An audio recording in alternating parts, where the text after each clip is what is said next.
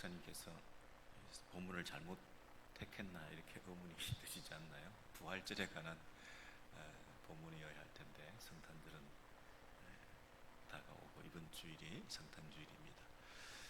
하나님께서 당신의 아들을 이 땅에 보내셨다. 우리 지난주에 우리 배웠죠. 아버지의 독생자의 영광을 보았다. 어디에 있는 아버지의 품 안에 있는 아들의 영광을 보았다. 그랬을 때 그 아버지와 아들의 관계라고 하는 것은 인간의 언어로 풀어서 설명하기에 가장 가까운 관계, 뗄래야 뗄 수가 없는 관계, 그리고 아버지와 그 아들의 그 본질이 다르지 않는 그런 관계라고 하는 차원에서 아버지, 아들 이 개념이 차용되어서 하나님과 예수님의 관계를 설명하고 있는 것이다. 그러므로 우리가 우리의 육신적인 부자 관계의 그 틀 안에서 하나님과 예수님의 관계를 제한적으로 이해해서는 안 된다. 그렇게 말씀드렸죠. 우리가 생각하는 부자지간이라고 하는 것은 또 이해가 되지 않은 아버지도 있고 또 망나니 같은 아들도 있고 아버지와 아들이 뜻이 하나가 안 되는 부자지간도 있고 또 아버지 그러면 악몽 같은 그런 기억들이 생기기 때문에 하나님 아버지 그런 기독교의 어떤 그 호칭들이 굉장히 신앙생활하는데 걸리는 분도 있을 수 있는데 그런 거 다 내려놓으시고 아버지와 아들의 그 본성적으로 동일하다, 하나다, 연합되었다. 그래서 아버지의 품 안에 있는 그 아들, 이 품 안에 있다는 말이 제2인자다, 유출되었다, 아버지와 별개다, 조금 열등하다 이런 것이 아니라 하나다, 연합이다. 그런 면에서 독특성을 가진다. 그래서 only 하나밖에 없다는 개념의 숫자적인 개념의 독생자가 아니고 그 연합되어 있는 하나밖에 없는 그래서 가장 사랑하는 가장 귀하고 가장 사랑하는 하나밖에 없다는 면에서 그분 자신을 내어주신 것으로 독생자의 개념을 여러분 이해하셔야 된다. 그래서 하나님의 아들, 외아들을 주셨다. 한 개밖에 없는 걸 줬다. 아깝다. 아깝지 않게 주셨다. 이런 개념으로 외아들 독자 개념이 아니라 하나님 자신을 주셨다. 하나밖에 없는 자기 생명을 주셨다 하는 차원에서 하나님이 당신의 아들을 주셨다 하는 것은 그 아들이 하나님 자신을 주셨다는 차원에서 유니크한 관계, 하나밖에 없는 관계의 그 아들, 하나님 자신의 그 본질과 똑같은 그분을 가장 사랑하는 자신을 생명을 내어 놓으신 것으로 우리가 예수님의 이 성탄의 의미를 우리가 늘 기억해야 된다. 그런데 그 하나밖에 없는 자기를 누구를 위해서 주셨냐? 우리를 위해서 주셨다. 우리를 얼마나 사랑하냐? 우리를 얼마나 하나밖에 없는 것으로 여겨주시냐? 심지어 이 땅에 한 사람이 있어도 그 한 사람은 나를 위해서 하나밖에 없는 당신을 내어주시고 나를 구원해 주셨을 거다. 왜? 내가 죄가 너무 깊으니까.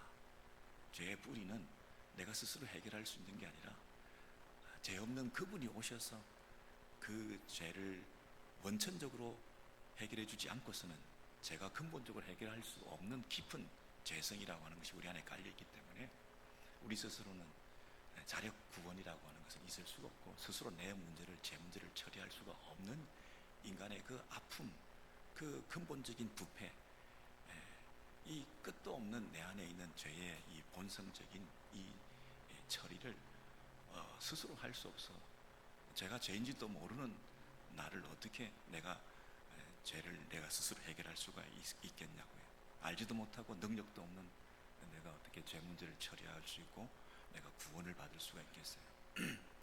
그래서 예수 구원자로 오신 하나님 아들이신 예수, 그분을 우리가 비로소 나의 구원자라 이렇게 받아들이고 믿게 된 것이죠. 그래서 하나밖에 없는 유일하신 한 분, 독생자, 이런 얘기를 우리가 생각하시면서 하나님의 사랑, 하나밖에 없는, 아니 많은 것을 가졌는데 하나밖에 없어서 그것을 우리를 위해서 내어주신, 하나님은 계시는데 하나님이 가진 걸 하나를 내어주신 게 아니라 하나님 자신을, 하나밖에 없는 것을, 자기 생명을, 자기 자신을, 하나밖에 없는 것을 내어주셨는데 그 사랑의 그 깊이가 다르게 느껴지지 않습니까? 그래서 하나님이 아들이 오셨다 하는 것은 하나님 자신을 우리에게 내어주신 그 성탄의 의미를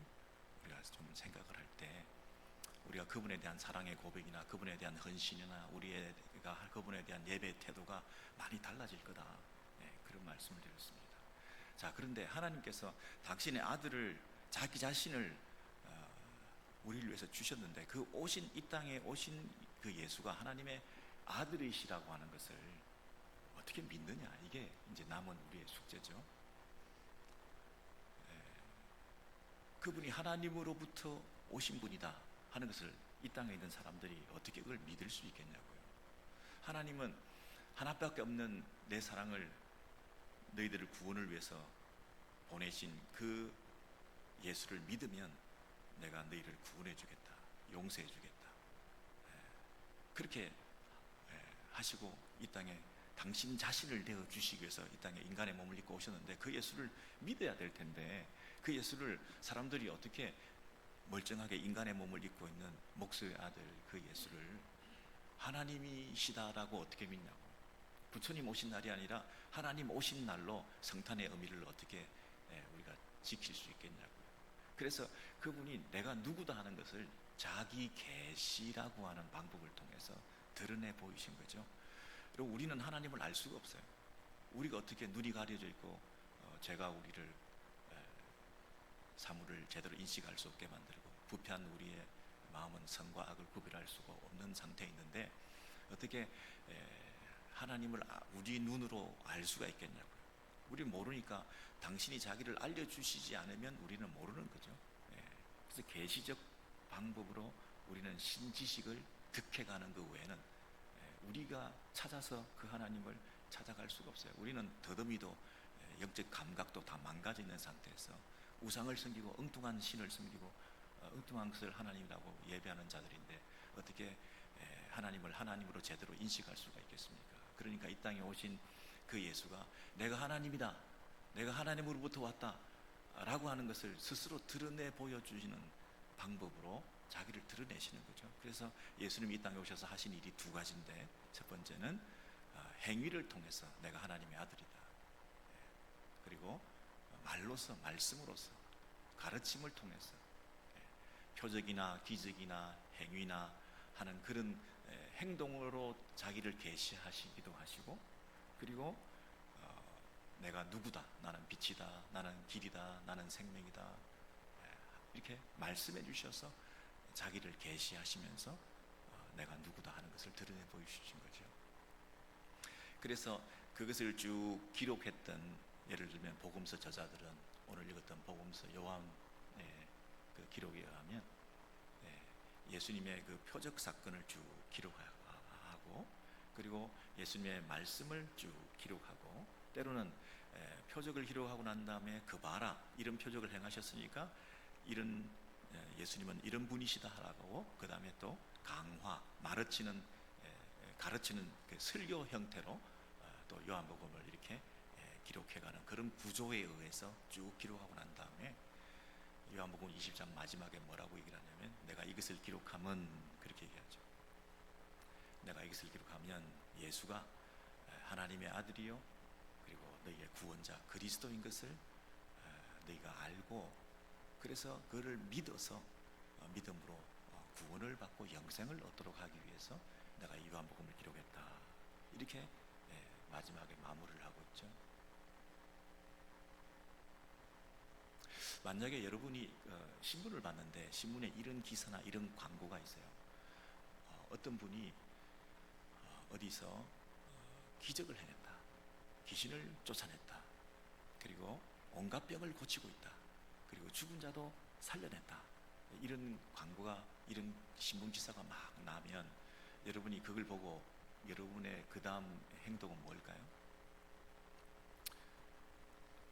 자기 자신이 병들었거나 자기 자녀들이 문제가 있거나 그랬을 때 그 자기의 문제를 고치기 위해서 쫓아가고 싶겠죠. 그분을 만나고 싶겠죠. 아니면 다른 분에게 전화를 해주겠죠. 야, 이분이 용하다든다, 이분이 이것도 고쳤다든다, 그러니까 한번 가보자 라고 소개를 해주겠죠. 그래서 수많은 사람들이 예수님을 연호하면서 예수님께 몰려들어서 내가 이런 니드가 있습니다, 이런 것을 해결해 주십시오 라고 쫓아가지 않았겠습니까? 근데 요한이 이것을 쭉 기록하고 난 다음에 사람들이 혹시 그렇게 생각할까봐 너의 니드를 고쳐 해결받는 차원에서 이 예수를 주목하지 말고 내가 이것을 기록하면 이 예수가 하나님의 아들이다 하는 것을 니들이 알고 그를 신뢰하고 믿어서 네가 영생을 이 땅에 죽음이라는 것은 다시 죽었다가 살아나기도 하는데 또 죽지 않냐, 이 땅에 이 병을 고침받고 또 그 병이 또 걸리기도 하고 또 다른 병이 걸리기도 하고 그러지 않냐. 그러니까 그 병 고치고 죽은 자 살리고 하는 것도 물론 큰 기쁨이고 중요한 일이고 정말 큰 은혜고 감사한 일이지만 보다 더 근본적인 건 뭐냐면 그분이 누구냐, 그런 능력을 베풀었던 그분이 도대체 누구시길래 그 일을 행했냐. 그냥 영한 의사냐, 대단한 지혜자냐, 엄청난 선생이냐, 엄청난 현인이냐, 탁월한 세계 4대 성인 중에 들어가는 그런 정도냐. 이분은 하나님의 아들이다. 아들이라는 개념은 요한복음 처음부터 말씀이 육신이 되어 우리 가운데 오신 그분은 태초에 말씀이 계셨으니 그 말씀은 하나님과 함께 계셨고 그 말씀은 하나님이시다. 근데 그분이 이 땅에 오신 것은 아들로 오셨다고 우리에게 설명해 줬지만 그분은 원래 하나님이다. 그러니까 하나님의 아들이라는 것을 믿으라는 얘기는 그분이 하나님이다.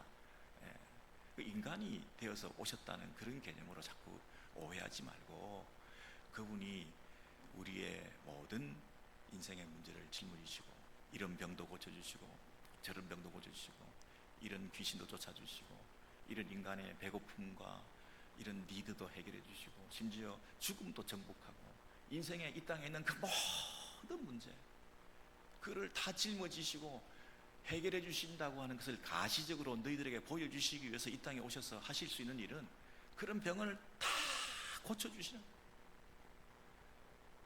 문전성시를 이루고 이곳에 아무리 많은 사람들이 예수님을 찾아오신다 하더라도 예수님은 다 고쳐주시려고 애를 쓰셨던 분 아니냐. 근데 그분이 다 고쳐주시다 보니까 끝도 없이 밀려드는 그들을 바라보시면서 그냥 병만 기계적으로 자동적으로 척척척 손 갖다 대고 고쳐주신 그분이 아니라 안타까워하시고 눈물을 흘리시고 너희들이 가지고 있는 이 불행, 이 슬픔, 이 아픔의 근본 원인인 이 죄 문제에 대한 해결을 하기 위해서 오신 자신의 그 정체성에 대해서 잃어버리지 않고 한 번도 잊어버리지 않고 늘 그 병자들을 고칠 때마다 기도하시고 또는 도망가서 산에 올라가셔서 하나님과의 관계를 조율하시고 자기가 왜 왔냐, 이 인파들 가운데 대중적인 인기를 위해서 갑자기 엄청난 명예를 얻고 권력을 차지하는 쪽으로 사람들은 나를 몰고 가기도 하는데 나를 원래 보내신 하나님의 목적, 하나님으로부터 보냄받은 그 하나님의 아들로서의 예수 구원자로서의 그 사명을 감당하기 위해서 인간의 근본적인 구원의 문제는 인간의 근본적인 이 죄를 짊어지고 내가 죽는 거다 하는 그것을 제3, 제4 확인하면서 그 십자가의 길을 묵묵히 걸어가신 거죠. 그 병자들을 계속 고치면서 끝도 없이 밀려오는 그 아픔을 가진 이 세상에 편재해 있는 그 많은 사람들의 문제들을 하나하나 끝도 없이 고쳐가면서 그 한 개 한 개를 한 명 한 명을 다 고쳐 주시는 것도 의미가 있지만 예수님의 마음속에는 이게 근본적인 문제를 해결해야 되는 거구나 하시면서 병의 문제를 고쳐 주시는 게 아니라 죄의 문제를 해결하시기 위해서 그분이 결국 죽는 그 길로 나는 가야 된다 하는 그 일에 자기 인생을 집중하시고 마치 불나방처럼 죽는 줄도 모르고 뛰어드는 불나방이 아니라 십자가에 자기가 죽는 줄 알고 자원하는 마음으로 내가 한 가지 할 수 있는 일이 있다고 한다면 그거 하나 하는 일을 위해서 심지어 타조처럼 자기를 돌보지 않고 자기 새끼도 돌보지 않고 자기 주변을 살피지 않고 자기 생명을 온전히 바쳐서 달려가는, 일어나 달려가는 그 길에 온 인생을 걸고 그 최종적인 목적을 향해서 십자가에 죽으시는 그 방법으로 그 사명을 감당하신 것이죠.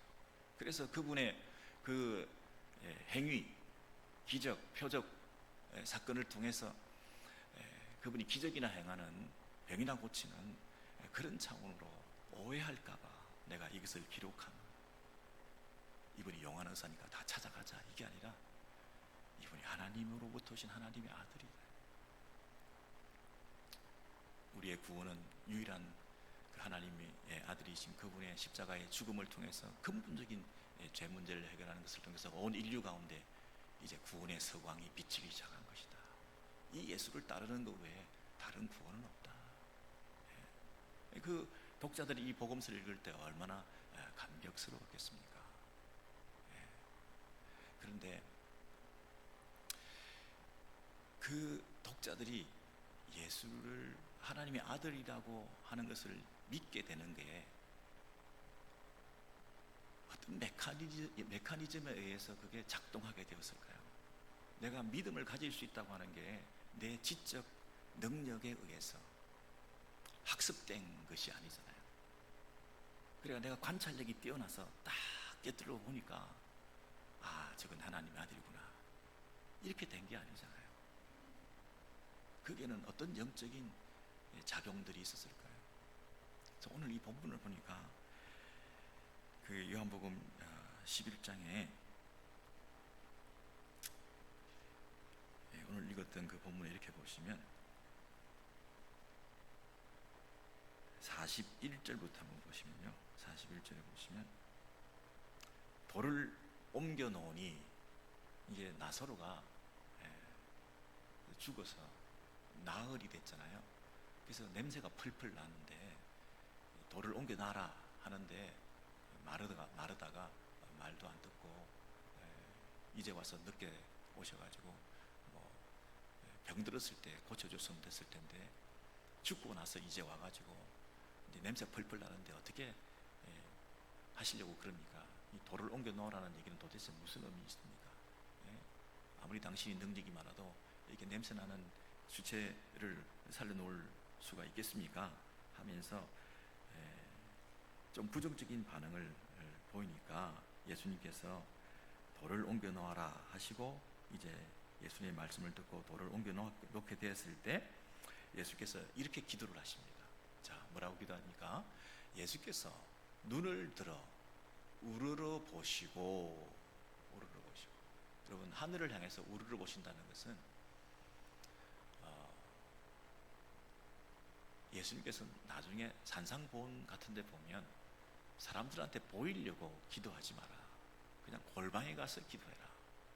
어디 사람들 앞에서 내가 기도하는 것이냐 손을 들고 바리새인처럼 그렇게 기도하냐라고 하는 그런 기준으로 볼 때 예수께서 눈을 들어 우러러 보시고 뭔가 이 기도의 포즈를 취한다고 하는 것은 조금 과시적인 모습을 보이는 것으로 좀 오해할 수 있지 않겠습니까? 그러면서 이렇게 얘기합니다. 아버지여, 내 말을 들으신 것을 감사하나이다 그랬습니다. 내가 아들인데 아버지여라고 부르는 것은 내가 아들임을 계시하는 거죠. 사람들이 저분이 누군데 하늘을 향해서 바라보고 하늘에 계신 하나님을 향해서 아버지라고 부르냐, 이 행동 하나하나가 계시적인 의미가 있다 제가 말씀드렸죠. 그 하나님 아버지를 부르고 난 다음에 내 말을 들으신 것을 감사하다 그랬습니다. 그러니까 하늘에 계신 그 하나님과 내가 교통하고 있다. 내가 기도했는데 그 기도를 응답하셨다. 그리고 그것에 대한 감사를 내가 드리고 있다. 그러면 지금 나사로는 살아났습니까? 안 살아났습니까? 살아나지 않았습니다. 지금 무덤 안에 있고 냄새나는 상태에 있습니다. 그런데 아버지여, 내 말을 들으신 것을 감사합니다. 여러분, 그러면 지금 살아나지도 않은 그 나사로를 향해서 하나님께 이전에 기도했다는 것이고, 그 기도는 언제부터 있었다는 얘기일까요? 이 본문 앞에 한참 올라가시면 어떤 일이 있습니까? 이 나사로가 병들었다는 소식을 사람들이 전해 주었어요. 그 병자 나사로에 대한 소식을 듣고 예수님께서 그 얘기를 듣고 다 계시다가 이틀을 더 유하시고 바로 나타나지 않으셨죠? 그런 일련의 과정을 통해서 이제 나흘이 돼서 펄펄 이제 시체가 죽어서 냄새나는 이런 상태에 있는데 예수님께서 오셔서 뭐라고 얘기하냐면, 이게 다 하나님의 영광을 위한 일이다. 죽을 병이 아니다. 그리고 잠자고 있다. 이렇게 말씀하시죠. 잠자고 있다 얘기하니까 제자들이 뭐라고 그랬습니까? 가서 깨우면 되겠네. 그 잠시 자고 있는 사람 깨우고 잠시 병들은 사람 살리면 되겠네. 교체해 주시면 되겠네. 이렇게 얘기를 제자들이 할 정도로 이 말에 혼선을 빚고 있다가 예수님께서 마지막으로 이제 돌을 옮겨놔라 하시고 그 죽은 자를 향해서 큰 소리로 나사로야 나오너라. 여러분, 예수님께서 기도 응답을 받으셨고 그랬으면 그냥 큰 소리로 안 해도 작은 소리에 해도 되잖아요. 그리고 뭐 굳이 소리 낼 필요 있나요? 마음으로, 생각으로 조용히 엎드려도 되는 거 아니겠어요? 근데 큰 소리로 나사로야 나오너라, 그렇게 말씀을 하셨다는데, 그 전에 오늘 이 본문 41절 이후에 42절부터 보시면 항상 내 말을 들으시는 줄을 내가 알았나이다. 항상 내 말을 들으시는 줄을 내가 알았나이다. 그런데 그러나라라고 하는 역접 접속사가 그 다음에 나옵니다. 그러나 이 말씀 하옵는 것은 둘러선 무리를 위함이니. 여러분, 그러나가 어떻게 여기 연결이 됩니까? 그러나 이 말씀 하옵는 것은, 이 말은 이 말을 할 필요가 없는데, 이런 뜻이죠. 이 말을 할 필요가 없는데 왜 이 말을 내가 하느냐 하면, 그죠? 근데 이 말을 누구한테 지금 하느냐 하면 하나님께 기도를 하는데, 이 기도를 큰 소리로 하고 손을 올려서 하늘을 우르르 바라보고 하고, 굳이 이 말을 내가 생각으로도 하나님께 기도할 수 있는데 내가 소리내서 지금 기도하는 이유는 뭐냐면, 둘러선 무리를 위함이다 그랬습니다. 여기 둘러서 있는 이 무리들이 내 기도 들으라고 하는 내 기도라고 하는 거죠. 곧 아버지께서 나를 보내신 것을 그들로 믿게 하려 함이라. 여러분, 아버지께서 나를 보내신, 내가 하나님의 아들로서, 아까 아버지 했으니까 나는 누구라는 거예요? 내 정체성은 하나님으로부터 보낸받은 하나님의 아들이다. 내가 신적인 기원을 가지고 있는 존재다. 내가 이 땅에 사람의 몸을 입고 이 땅에 있지만 나는 하나님이다 라고 하는 것을 그들로 믿게 하려 합니다. 여러분, 우리가 표적이나 기적을 통해서도 와, 저분이 정말 신성을 가지셨구나. 그렇지만 여러분, 기적과 표적은, 희한한 일들은, 비상식적이고 일반적이지 않은 일들은 이 땅에서도 많이 일어나지 않나요? 그분이 꼭 하나님의 아들이다라고 하는 것을 증명해 줄 수는 없을 수도 있지 않나요? 근데 그 기적과 표적뿐 아니라 지금 그분이 하시는 말, 그분의 가르침, 이 모든 기도의 모습을 통해서도 그분이 결국 드러내고자 하는 것은 뭐냐면, 내가 하나님으로부터 온 존재다, 내가 하나님의 아들이다 하는 것을 그들이 믿도록 하기 위해서 내가 지금 굳이 말을 하고 있다. 말 안 해도 하나님과 나 사이의 그 교통, 친밀한 관계, 영원한 관계, 하나밖에 없는 관계, 내가 항상 하나님께 기도하면 하나님 내 기도 들어주시고, 하나님과 나는 뜻이 일치하고 하나 되어서 그 연합의 관계라고 하는 것은 굳이 설명할 필요가 없는 건데, 내가 지금 이렇게 손을 들고 하늘을 향해서 아버지라고 부르고, 그리고 내가 기도하면 항상 하나님께서 들어주시는 것을 내가 압니다.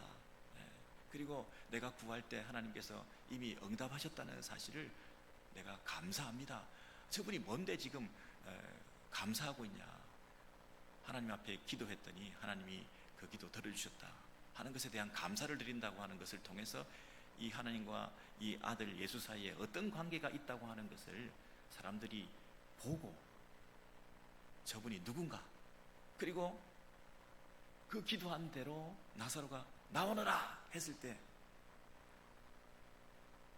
붕대를 풀고 냄새나는 나사로가 걸어 나오는 것을 통해서 볼 때 이 말씀, 이 행위, 이 기적적인 사건, 그 기적 사건과 함께 맞물려 있는 이번에 가르침 사역, 이 가르치는 사역과 이 기적 사역이라고 하는 것이 연결되면서 궁극적으로 내가 누구다 하는 것을 지금 드러내 보이는 예수님의 계시적 이런 사건들이 지금 오늘 본문에 나와 있는 거 아니겠어요? 여러분, 그렇다면 이 예수님은 첫 번째, 평소에 하나님과 늘 관계를 가지고 계시다가 이 기적을 행하신 거죠.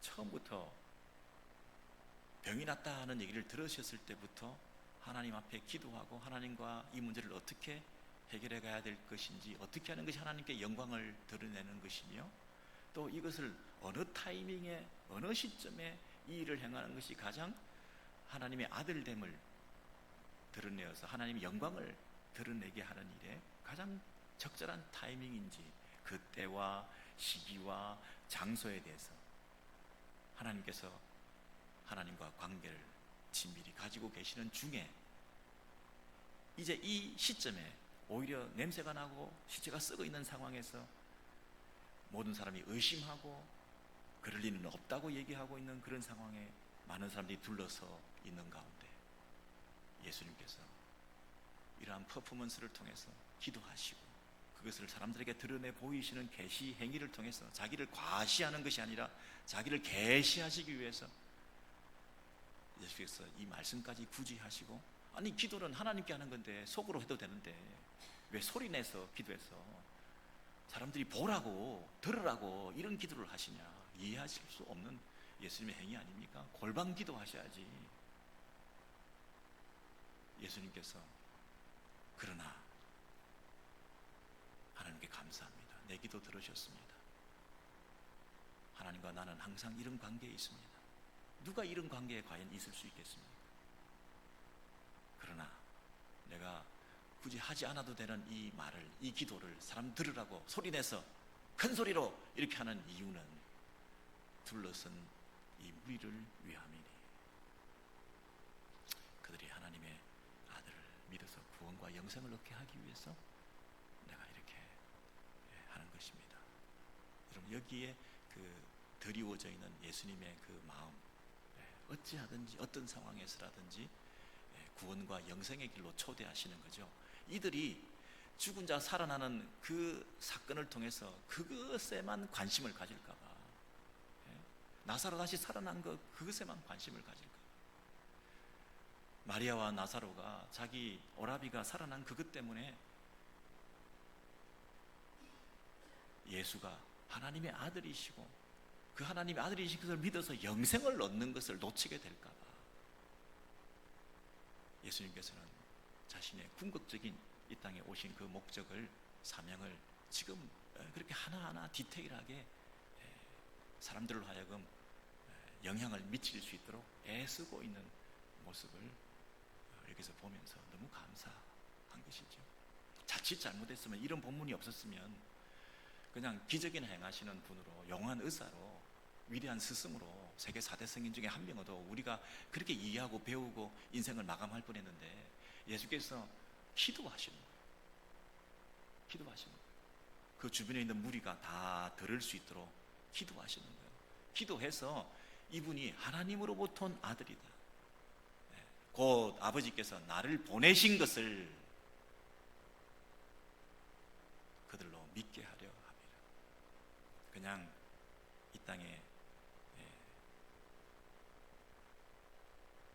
인간으로서 오신 그 하나님 아들의 그 신성을 부인하는 사람들에게 하나님의 아들이신 그분이 이 땅에 오셔서 행하신 그 모든 사건들에 드리워져 있는 계시적 의미를 선명하게 드러내셔서 그저 병을 고쳐주신 분으로 자기를 나타낸 것이 아니라 그 병고침의 사건을 통해서 그것을 보고 듣고 믿고 있는 사람들로 하여금 영생을 얻게 하기 위해서 자동적으로 기계적으로 관찰력으로 하는 것이 아니라 기도를 통해서 하나님이여 저들이 믿게 해주세요. 이 사건을 보고 믿게 해주세요. 내 기도를 들으시는 이 기도를 그들에게 영향을 끼치게 해주세요. 예수님이 기도하는 그 기도 소리를 듣고 감화를 받게 해주세요. 눈이 열리게 해주세요. 깨달음을 가질 수 있도록 해주세요. 여러분, 이 본문을 대하면서 우리는 구체적으로 어떻게 적용을 해볼 수 있을까요? 여러분이 개인적으로 기도하실 수 있습니다. 그리고 침묵 기도하실 수 있습니다. 골방 기도 하실 수 있습니다. 그 반대적인 과시적인 기도나 사람들에게 보이려고 하는 위선적인 기도나 이런 거는 하시면 안 되시죠. 근데 여러분의 중심이 골방이 많은 사람들 앞에서 기도할 때도 마음의 골방에 들어가서 기도한다면 그것은 골방 기도일 수 있고, 여러분이 장소적인 의미에서 골방에 들어갔는데 바깥에 금식 기도 중 내가 오랫동안 기도해서 안 나오고 있는 이 기도를 사람들이 알아줘야 될 텐데 라고 하는 자기 과시적인 면이 있다고 한다면 그건 골방에서 하는 기도가 아니죠. 장수만 골방이지 진정한 골방이 아니죠. 그렇다면 여러분께서 많은 사람들 앞에서 기도할 수 있는데 그 기도가 오늘 이 본문처럼 예수님께서 하신 이런 기도의 정신과 태도를 가지고 기도하시는 것도 의미가 있다. 여러분, 침묵 기도만 해야 된다, 소리 안 내서 기도해야 된다, 큰 소리 안 해도 하나님 다 들으시는데 하나님 귀가 먹었냐, 조용히 기도하지, 통성 기도하지 말자. 여러분, 그런 어떤 이 왜곡되고 편협한 이런 기도의 태도를 가지시지 마시고 내 기도가 계시적인 기도가 될 수 있고 내가 크게 소리내서 부르짖는 이 기도를 통해서 많은 사람들에게 감화를 끼칠 수 있는 것이고,